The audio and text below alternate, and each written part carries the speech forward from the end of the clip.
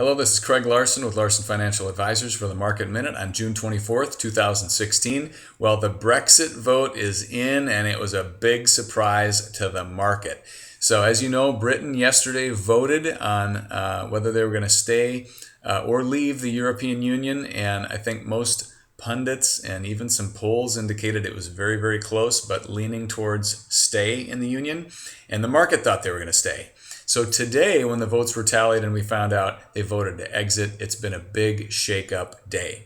So number one, don't let this dissuade you from your long-term investment plan. Stick to your guns. This is one day, and it's a very emotional day. So today we're seeing the emotional response to this, and we're going to have all weekend and all next week, analysts are going to start chewing through this, and big institutions will decide how they're going to react to this. So the trend has yet to be established from this. Now, it may be bad, and I'm not saying that it won't be, but we need to wait a few days, let some data come in, see what the indicators and momentum rankings are telling us about this before we make an assessment as to how things have changed because of the Brexit. Now, as of yesterday and today, long-term rankings, I'll give you the update here. About 10 days ago, commodities made another big move. Okay, we've been watching this category for a while.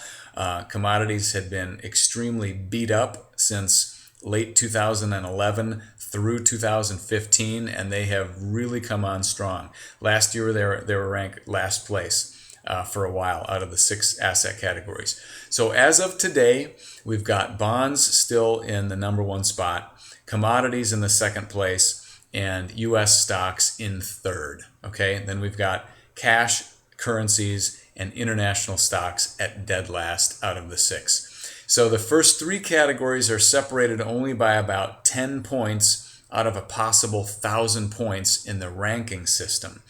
And so that means, wow, close race. That'll be something to watch to see who's going to establish dominance out of these categories.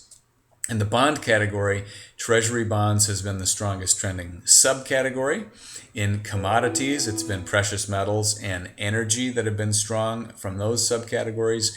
And in U.S. stocks, it's been utilities, consumer staples or non-cyclicals, and real estate and energy stocks that have been strong. So there's plenty to choose from as far as strong subcategories. As far as the general market is concerned, S&P 500 indicators are pretty mixed right now. As you know from the last couple of videos, the market has been range bound for about a year and a half, with the S&P 500 unable to get above about 2150 and also unable to crack below 1820. And it's been violently bouncing between those 2 levels for a while. As of earlier this week, it was getting very close to the 2150 level again, and appears to be rebuffed, down about 3% today as I do this video. So stick to your long-term plan. I'm going to be watching the trend indicators. We're going to see how the market digests this Brexit event after today's emotional response, and I'll try to do a video here in the next couple of weeks, especially if we see some changes coming. So these videos are for educational purposes. They're not buy, sell, or sell short recommendations at all. So please, if you have questions about your own portfolio, call me or email me directly, and I'd be happy to discuss the impact for you personally. So have a great weekend, and thank you for tuning in.